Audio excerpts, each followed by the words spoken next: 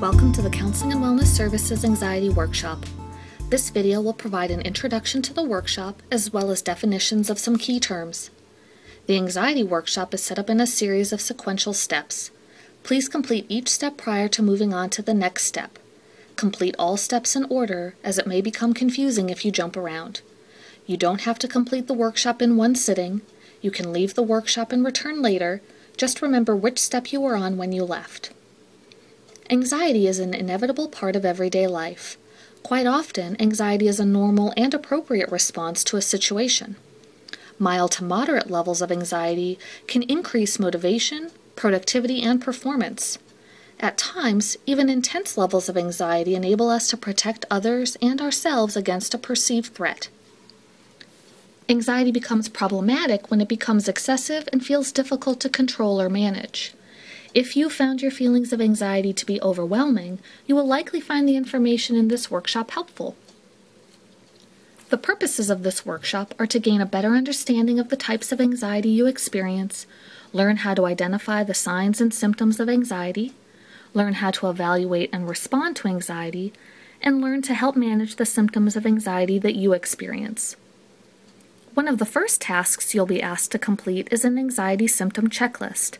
This will help you better understand the type or types of anxiety that you experience.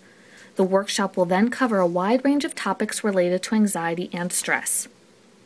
We will teach you a variety of techniques for dealing with your anxiety and provide resources for further assistance. It's important to remember that this workshop is an educational resource only. It is not intended to diagnose or treat anxiety disorders. Let's get started by defining some terms. Anxiety refers to a feeling of worry, nervousness, or unease. It typically focuses on an upcoming event or something with an uncertain outcome. Panic is a sudden overwhelming fear that may be cued by some event or appear without any apparent cause.